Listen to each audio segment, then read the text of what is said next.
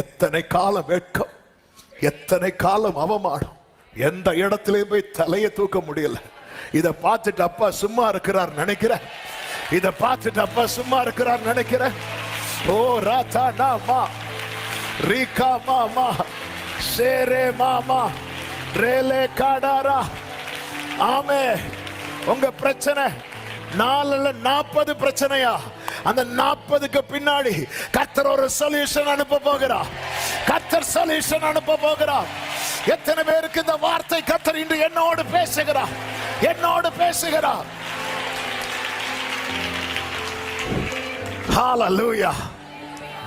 ஆமென். ஒருவனும் தன் தலையை ஏறெடுக்க கூடாதபடி, அதாவது யூதானாலே அவன் வெட்கப்படணும், எருசலேம்னாலே தலைகுனியணும். இப்ப தெரியுதா சத்துருவன் போராடுறான்.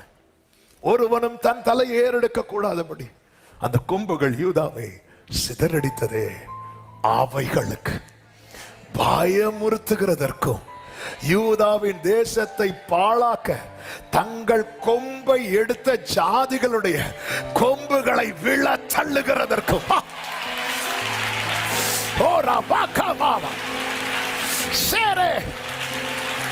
உன் குடும்பத்தில் நிற்கிற சத்துருவின் கொம்பை விழ தள்ளுவதற்கு இதோ கர்த்தர் தூதர்களை அனுப்புகிறார்.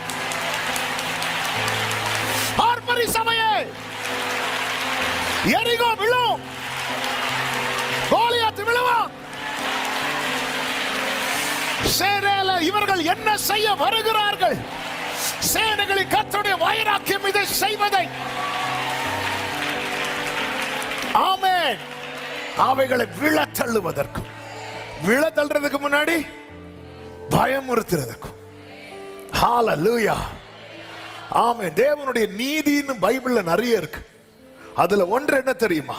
2 தெசலோனிக்கேயர் 1:6 உங்களை உபத்திரவப்படுத்துகிறவர்களுக்கு உபத்திரவத்தையும் உபத்திரவப்படுகிற உங்களுக்கு எங்களோட கூட இளைப்பாறுதலையும் பிரதிபலனாக கொடுப்பது தேவனுக்கு நீதியாயிருக்கிறது.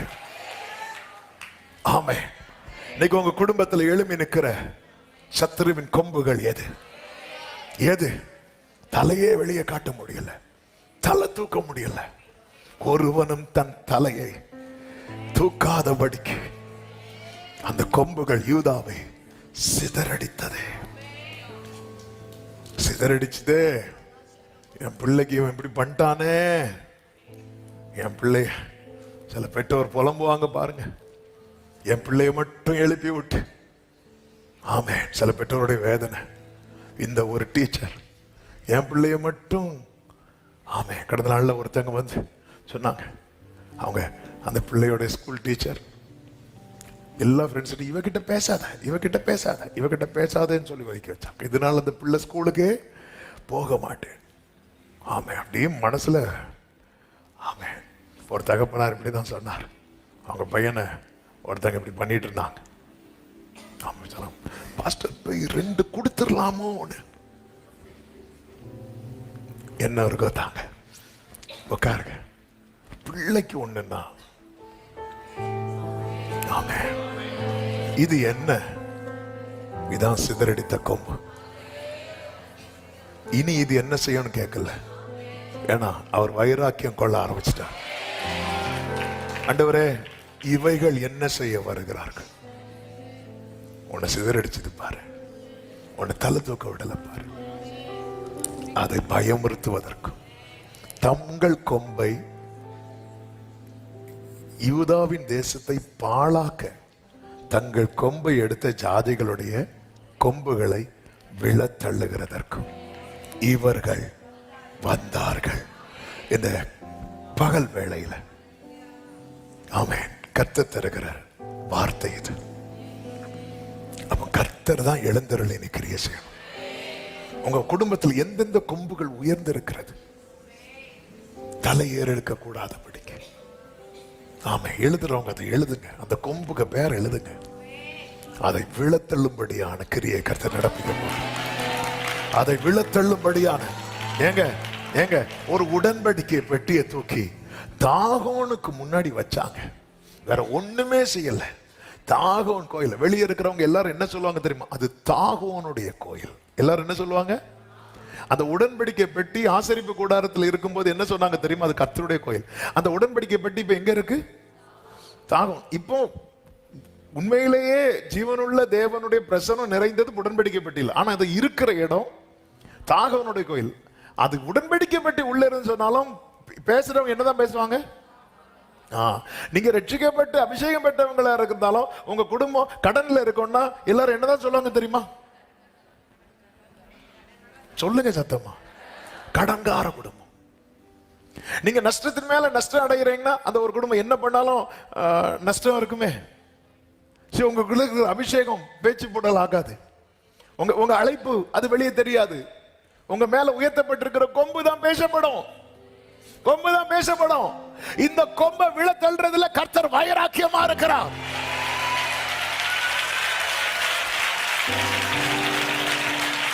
ஆமென். இந்த உடன்படிக்கை பெட்டியை தூக்கி வச்சிட்டாங்க. ஆமா, எல்லாரும் சொல்றாங்க அது தாகோன் பிடியில இருக்கு. எல்லாரும் சொல்லுங்க பார்க்கலாம். உடன்படிக்கை பெட்டி யார் பிடியில இருக்கு? தாகோன் பிடியில இருக்கு. இப்ப பெலிஸ்தியர் ஃபுல்லா பாட்டு அதுதான். உடன்படிக்கை பெட்டி, இஸ்ரவேலுடைய உடன்படிக்கை பெட்டி தாகோன் பிடியில இருக்கு. தாகோன் பிடியில இருக்கு. அடுத்த நாள் வந்து பார்க்கும்போது தாகோனுக்கு மூக்கு உடைஞ்சிருக்கு. ஆமென். தேவ பிரசன்னத்தை சுமக்கிற தேவ பிள்ளை சத்துருவின் பிடியில் என்னைக்குமே இருக்க மாட்டான்.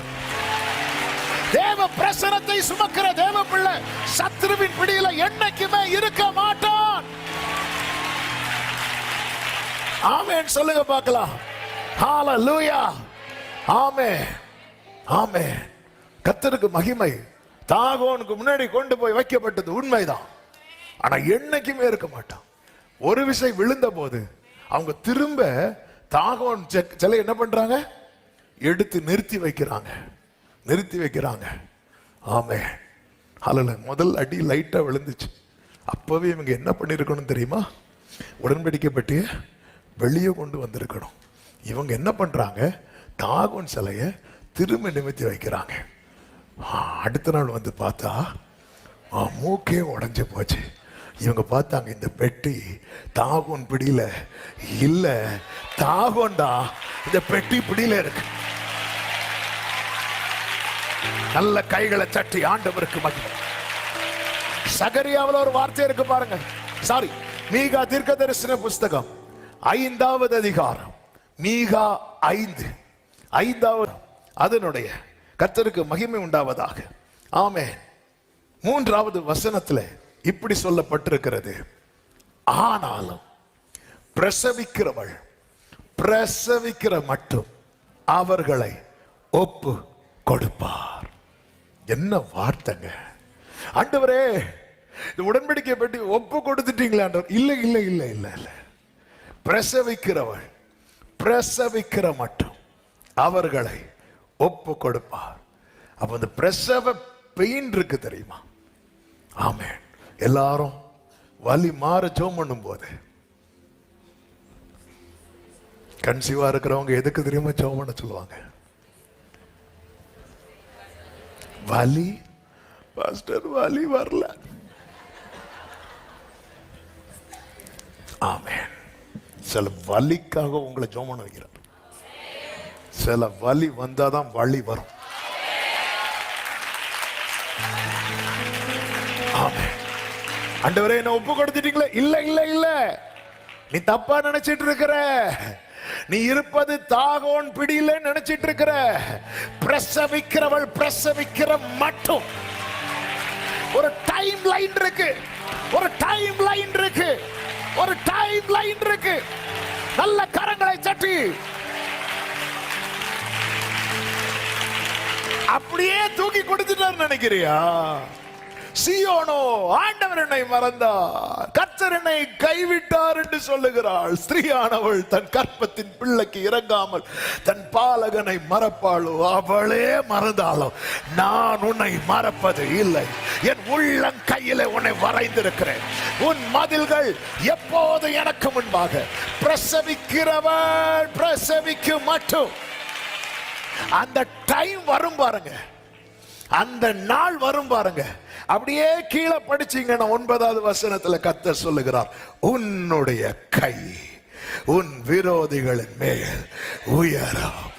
அப்ப எது வரைக்கும் ஆண்டவரே சத்துருவின் கை உயர்ந்திருக்கும்? பிரசவிக்கிறவள் பிரசவிக்கு மட்டும். எனவேதான் கர்த்தர் ஒப்பு கொடுக்கும் போது எப்படிதான் சத்தம் போட வைக்கிறார்னா, 4வது அதிகாரம் அதனுடைய 10வது வசனத்தை பாருங்கள். சீயோன் குமாரத்தியே, பிரசவ ஸ்திரீயை போல அம்பாயப்பட்டு வேதனைப்படு.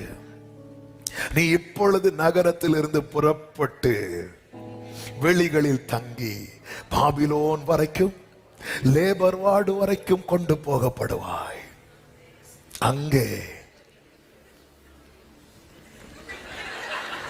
அர்த்தம் அப்படி பார்த்ததான் புரியுது. லேபர் வார்டுன்னு எவ்வளவு சிரிக்கிறீங்க? ஏன்னா லட்டு. ஆமென், ஹல்லேலூயா. அதனாலதான் எப்படி சத்தம் போடக்கூடாது? 9வது வசனம், இப்பொழுதும் நீ சத்தம் இடுவானே, ராஜாவானவர் எல்லாம் போச்சேன்னு அழக்கூடாது. நீ நன்மை வரப்போகுதுன்னு அழணும். ஆமே. ஒரு தேவ பிள்ளையின் அழுகை பார்த்து கேட்பாங்க, ஏன் அழுற? எல்லாம் போச்சுன்னா இல்ல, வரப்போகுது. கண்ணீரோடு விதைக்கிறவன் கம்பீரத்தோடு அறுப்பான். ஆமென், ஹல்லேலூயா. இவைகளுக்கு பின்பு 4 தொழிலாளிகளை, 4 வேலை செய்யறவங்களை காட்டுறார். என்னுடைய தேடல் எல்லாம் எப்படி இருந்துச்சுன்னா, இந்த தொழிலாளிங்க யார் ஆண்டவரே? ஆமென். 4 பேரை எங்க இருந்து ஆண்டவரை பிடிக்கிறதுக்கு பைபிள்ல? ஆமென். 4 பேரை தூக்கிடலாமா? அப்படி சொல்லி பிரசங்கம் அந்த கோணத்துல போச்சு. ஆனா ஒரு நிறைவில்லை. அப்படி மெதுவா 4 சுவிசேஷத்தை உள்ள கொண்டு ஃபில் பண்ணிடலாமான்னு வேற நினைச்சேன். இல்ல, ஆண்டவர் சொன்னார், அந்த தொழிலாளி வரது வர இந்த கொம்பு இருந்துட்டு தான் இருக்கும். யார் ஆண்டவர் இந்த தொழிலாளி அப்படிங்கிற கேள்வி உங்களுக்கு இருக்குதா? கர்த்தர் சொன்னார், நீதான்,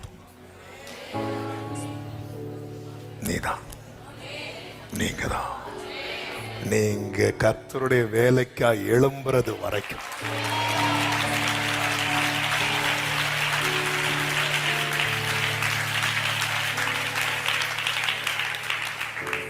கர்த்தருக்கா எழும்புறது வரைக்கும்.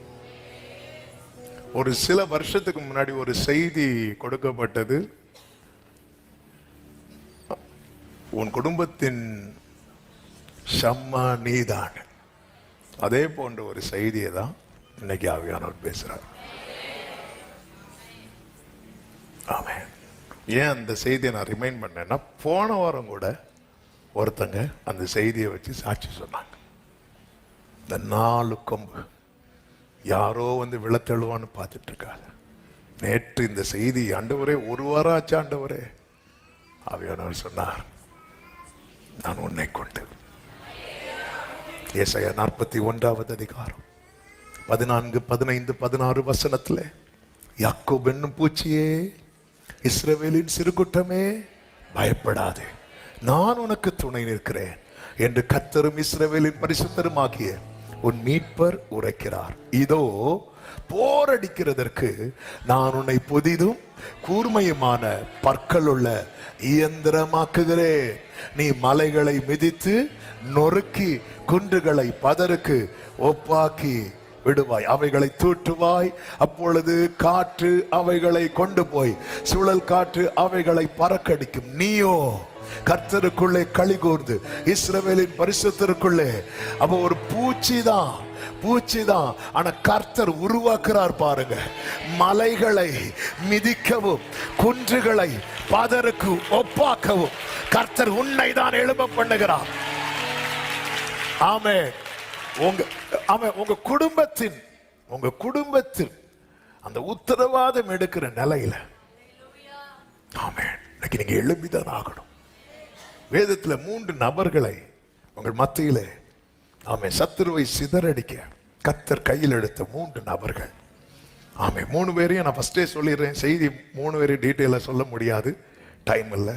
1 மோசே, இன்னொருவன் கிதியோன், மூன்றாவது எலிசா. இந்த 3 பேருக்கும் என்ன ஒரு ஒற்றுமை அப்படின்னு பார்த்தீங்கன்னா, இவங்க 3 பேரும் ஆமென், நீங்க கவனிச்சீங்கன்னா தெரியும், மோசே கையில தேவனுடைய கோல் இருந்தது, கிதியோன் கையில தேவனுடைய பட்டயம் இருந்தது, எலிசா கையில சால்வை இருந்தது. தேவனுடைய கோல் என்பது வழி நடத்துதல், பட்டயம் என்பது ஜட்ஜ்மெண்ட், சால்வை என்பது அழைப்பு. ஹல்லேலூயா. சத்துரு உன்னை நியாயம் தீர்க்க கூடாது, நீ சத்துருவை நியாயம் தீர்க்கணும். அதுக்குதான் எழும்பணும். எத்தனை காலம் உன் காரியத்தை சத்துரு தீர்மானிப்பான்? சத்துரு உன்னை நியாயம் தீர்க்க கூடாது. இவன் குடும்பத்துல இவன் பிசினஸ் எல்லாம் இனி ஒரு 10 வருஷத்துக்கு எழும்ப கூடாதுன்னு சத்துரு யாருங்க ஜட்ஜ்மெண்ட் போடுறதுக்கு? பட்டயம் கையில இருக்கணும். 3 வார்த்தையை சொல்லுங்க. தேவனுடைய கோல் சொல்லுங்க. இது 3 இல்லாம தோற்று போனாங்க இவங்க. இது 3 இல்லாம தோற்றவங்க. இவன் லைஃப்ல நிறைய தோல்வியை பார்த்துட்டு நிக்கிற. ஆனா இன்னைக்கு போகும்போது இதை கையில் எடுத்துட்டு தான் போகணும். ஆமென் சொல்லுங்க பார்க்கலாம். ஒன்னு சொல்லு, தேவனுடைய கோல்னா கைடன்ஸ். தேவனுடைய நடத்தல், நான் உனக்கு போதித்து நீ நடக்க வேண்டிய வழியை உனக்கு காட்டுவேன், உன்மேல் என் கண்ணை வைத்து. அதனாலதான் நீங்க பாத்தீங்கன்னா ஒவ்வொன்றும் செய்யறதுக்கு மோசே கர்த்தருக்கு முன்னாடி போய் நின்னான். தேவனுடைய கையில கோல் இருக்குனாலே அங்க பார்த்துடணும். அடுத்து என்னன்னு தெரியாது. அவர் சொல்றாரு, அவர் செய்யறாரு. மோசே, உன் கோலை நீட்டி சமுத்திரத்தை பிளந்து விடு. அறிவு சொல்லும், கோலை நீட்டினா சமுத்திரம் பிளக்குமா? கை தான் பிளக்கும். கரெக்டா இல்லையா? ரொம்ப நேரம் பாருங்க, ஐயோ கை வலிக்குது. அறிவு சொல்லும், கை பிளக்காம இருந்தா சரிதான். நான் அவருடைய வழி நடத்துதல், அந்த கோலை நான் கையில் எடுக்கணும். இன்னைக்கு அந்த கோலை எடுக்கணும். நீங்க நடத்துங்கப்பா, நீங்க நடத்துங்க ஆண்டவரே. ஹல்லேலூயா. நீங்க நடத்துங்க ஆண்டவரே. மரண பள்ளத்தாக்கில் நான் நடந்த வேளை மீட்கும் உம் கரங்கள் நான் கண்டேன். வாடி நின்ற வேளை தாங்கும் உம் கரங்கள் நான் கண்டேன். கைகளை உயர்த்தி எந்த மதுரமாய் மாற்றும் அன்பே.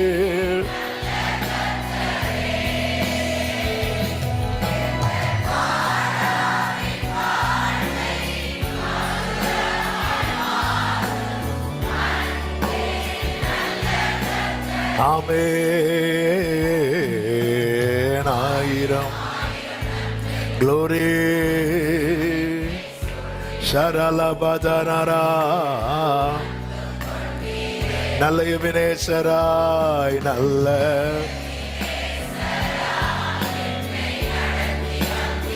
நன்றி சொல்ல வார்த்தையிலேயே. ஆமென், ஆமென். இந்த மோசேயை குறித்து எகிப்திலே இப்பொழுது ஒரு பேச்சு அடிபடுகிறது. என்ன பேச்சு அடிபடுகிறது? வாசிக்க கேட்கலாம். யாத்திராகமம் 10வது அதிகாரம் அதனுடைய 7 வசனம்.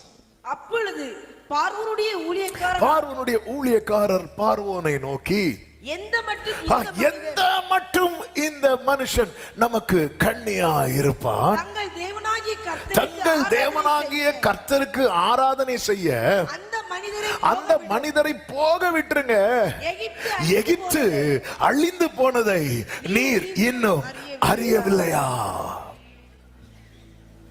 எகிப்து அழிந்து போனதை நீர் இன்னும் அறியவில்லையா? எகிப்து என்பது சத்துருவின் கோட்டை. எகிப்து என்பது சத்துருவின் ஆளுகை. நம்முடைய ஆளுகை. பார்வோனுடைய ஊழியக்காரர்கள் சொல்றாங்க, இது எல்லாம் அழிந்து போறது உங்களுக்கு இன்னும் தெரியவில்லையா? ஆமென். கொஞ்சம் யோசித்து பாருங்க. இந்த மோசே பிறக்கு முன்னமே மோசை அழிப்பதற்கான திட்டம் தான் போடப்பட்டிருக்கிறது. எகிப்து மோசை அழிக்க திட்டம் வைத்தது. எகிப்திலே மோசை அழியணும், இதுதான் சத்துருவின் திட்டம். ஆனா எகிப்து மோசையால அழியணும், இதுதான் கர்த்தரின் திட்டம். ஆமா ஆமா. இன்னைக்கு நீங்க எந்த பிரச்சனை உங்களை அழிச்சிட்டு இருக்கு? ஆமே, எந்த பிரச்சனை உங்களை அழிச்சிட்டு இருக்கு? ஒரு காரியம் உங்களை அழிச்சிட்டு இருக்குல்ல, இது அல்ல கர்த்தருடைய திட்டம். அதை நீங்க அழிக்கணும். அதுதான் கர்த்தருடைய திட்டம். இதுதான் கர்த்தருடைய திட்டம். ஆமே. இந்த வார்த்தையை மெடிடேட் பண்ணும்போது ஆண்டவர் இன்னொரு வார்த்தையை சொன்னார். இங்க பாரு, ஆமே, சத்துரு உன்னை குறித்து என்ன பிளான் பண்றான்னு ஓரளவு உனக்கு முதல்ல தெரிகிறது. இந்த 4 தொழிலாளிகளை தெரியாது. உனக்கு முதல்ல தெரிகிறது எதுதான் தெரியும்? 4 கொம்பு தான் தெரியும். ஆமே ஆமே, 4 கொம்பு தான். அப்ப இதுதானே பிளான். சத்துரு என்ன பிளான் போடுறான்? இவனை கால் கீழே மிதிக்கணும். சத்துரு என்ன பிளான் போடுறானோ அதற்கு அப்படியே ஆப்போசிட் தான் அவர் போடுற பிளான். ஆமே. நமக்கு கர்த்தருடைய திட்டம் தெரியல, உண்மைதான். ஆனா சத்துருவின் திட்டம் தெரியுதுல்ல. ஆமே. நான் சொல்றதுக்கு எத்தனை பேருக்கு புரியுதுன்னு தெரியல. கர்த்தருடைய திட்டம் நமக்கு தெரியல. ஏன்னா அவரு எப்படி இருக்கிறார்? உயரத்தில் இருக்கிறார். சத்துருவின் திட்டம் ஈஸியா தெரியுது. ஏன் தெரியுது? அவன் தள்ளப்பட்டவன். அவன் நமக்கும் கீழே தான் இருக்கிறான். ஆமே. அவன் போடுற பிளான் தெரியுதுல்ல. சத்துரு என்ன பிளான் போடுறான்? முதல்ல கண்ணுக்கு என்ன தெரியுது? 4 கொம்பு தான் தெரியுது. ஓ, இதான் பிளானா? ரைட்டு. சில காரியங்கள் பாரு, சிலர் பாருங்க, எல்லாம் அப்படி கிட்ட வரும்போது ஸ்டாப். இவனுக்கு கொடுத்துடக்கூடாது, இவனுக்கு கிடைச்சிடக்கூடாது, இவனுக்கு கிடைச்சிடக்கூடாது. ஓஹோ, அப்போ எனக்கு கிடைச்சிடக்கூடாதுங்கிறது யார் பிளான் போட்டிருக்கா? சத்துருவா. அப்போ எனக்கு கிடைக்கும்.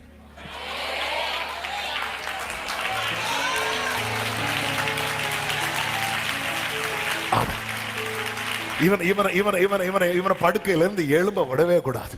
இவன் வியாதி மேல வியாதியை போட்டு படுக்க. ஓஹோ, இது யார் பிளானு? அப்படியா? அப்ப நான் எழுப்பிடுவேன். ஆமே. உலகத்தில் இருப்பவனிலும்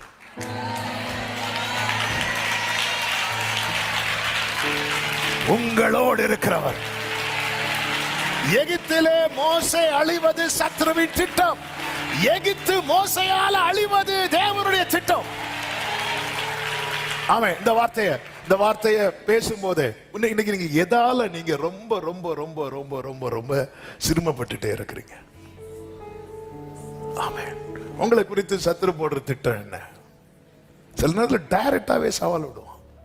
சிலருக்கு சில நேரத்தில் இந்த சொப்பனத்தில் ஆண்டவர் காட்டி கொடுப்பார் சத்துருவின் திட்டம், அவன் போடுற திட்டம். சில சேலஞ்ச் பண்ணுவாங்க, நீ எப்படி எழும்புறேன்னு பாக்குறேன்.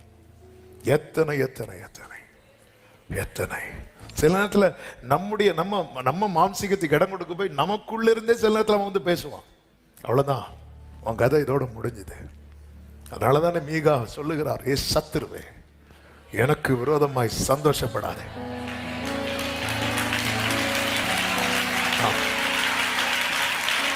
நான் விழுந்தாலும் சத்துரு எதுல சந்தோஷப்பட்டான்? அப்ப சத்துரு எதுல சந்தோஷப்படுறானோ அதுல யாருக்கு சந்தோஷம் இல்ல? கர்த்தருக்கு சந்தோஷம் இல்ல. நான் விழுறது சத்துருவுக்கு சந்தோஷம், நான் எழும்புறது கர்த்தருக்கு சந்தோஷம். ஆமென் ஆமென். நான் தோற்று போவது சத்துருவுக்கு சந்தோஷம், நான் ஜெயிக்கிறது கர்த்தருக்கு சந்தோஷம். நான் பலவீனப்படுவது சத்துருவுக்கு சந்தோஷம், நான் பலப்படுவது கர்த்தருக்கு சந்தோஷம். நான் பாழாவது சத்துருவுக்கு சந்தோஷம், நான் பயன்படுவது கர்த்தருக்கு சந்தோஷம். நான் உதவாமல் இருப்பது சத்துருவுக்கு சந்தோஷம், உபயோகம் இல்லாமல் இருப்பது சந்தோஷம். நான் கர்த்தருடைய ஊழியம் செய்கிறது கர்த்தருக்கு சந்தோஷம். நீங்க இப்படி பார்க்கணும். இது சத்துரு சந்தோஷப்படுறானா? பெலிஸ்தியர் எப்போ சந்தோஷப்பட்டாங்க தெரியுமா? சிம்சோன் கட்டப்பட்ட நிலையில் இருக்கும் போது பெலிஸ்தியர் சந்தோஷப்படுறாங்க. உடனே சிம்சோன் கேட்டால, ஆண்டவரை இந்த ஒரு விஷயம் நினைத்தரலாம், இறங்குனாரா இல்லையா? அதன் அர்த்தம் என்ன? நீ கட்டப்பட்டிருப்பது அவருக்கு சந்தோஷம் கிடையாது. ஏன்னா பெலிஸ்தியன் சந்தோஷப்படுறான். சத்துரு உனக்கு விரோதமா சந்தோஷப்படும் போது நீ புரிஞ்சுக்கோ, இது அல்ல. அப்ப இதுக்கு மாறா நடந்தா அப்பா சந்தோஷப்படுவா. அதனாலதான் தைரியமா ஜெபம் சொன்னார், உம்முடைய சித்தம் பரலோகத்தில். இந்த பகல் வேளையில எத்தனை பேர் சொல்ல முடியும் சத்துருவுக்கு என்னை குறித்த திட்டத்துல நன்மை இருக்குன்னு யாராவது சொல்றீங்களா? இல்ல. ஏன்னா அவனுக்கு நம்மை குறித்த திட்டத்துல திருடணும், திருடுனா போக வேண்டியதான, போக மாட்டான். கொல்லணும், அடுத்து அழிக்கணும், வேற இருக்கக்கூடாது. ஆமென். அப்படியே அவர் வராரு பாருங்க. நானும் அவைகளுக்கு ஜீவன், ஜீவன் உண்டாவன மட்டும் போதாது, அது பரிபூரணப்படும். ஹalleluya. மோசே எகிப்துல அழியணும், இதுதான் பார்வோனுடைய சத்துருவினுடைய பிளான். ஆனா மோசையை கொண்டு எகிப்தை அழிக்கணும். இங்கே ஒரு தொழிலாளியா கர்த்தர் அவனை கொண்டு வரார். அவன் படிப்பு, அவன் கற்றது எல்லாத்தையும் தூக்கி போரு, என் கோல் எடு, கையில கோல். தேவனுடைய கோல், ஆண்டவருடைய கைடன்ஸ். கோல் என்பது வழிநடத்தல் மட்டும் இல்ல, சப்போர்ட் பண்ண. அதாவது சில இடத்துல எல்லாம் ஏறும்போது இந்த கோலை வச்சு ஏறுவாங்க. ஒத்தாசை, கர்த்தருடைய உதவியில் நிற்கிறான். அவன் எந்த மட்டும் நமக்கு கண்ணியாயிரும். நீங்க நல்ல கவனிங்க. ஆண்டவர் நினைச்சிருந்தா, ஏன்னா பைபிள்ல ஒரு வார்த்தை திரும்பி திரும்பி வரும், கர்த்தர் பார்வோனுடைய இருதயத்தை. அப்ப கர்த்தர் கடினப்படுத்தினான்னு சொல்லும் போது அந்த இடத்துல பார்வோன் விடுறதுக்கு ரெடி ஆயிட்டான்னு தானே அர்த்தம். அந்த இடத்துல பார்வோன் விடுறதுக்கு ரெடி ஆயிட்டான். ஆனா கர்த்தர் என்ன செய்யல, விடல. ஏன் விட வைக்கல? எகிப்து அழியணும். ஏன் அழியணும்? நாளைக்கு நீங்க புறப்படும் போது உங்களுக்கான ரேமா என்ன தெரியுமா? இன்று நீங்கள் காண்கிற எகிப்தியர்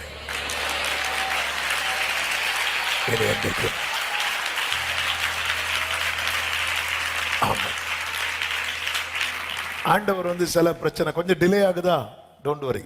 400 வருஷம் ஆபிரகாமுக்கு சொன்னார், இப்ப எத்தனை வருஷம் ஆச்சு? கொஞ்சம் டிலே ஆகுது, தாமதமாகுது, உண்மைதான். தடைபடாது.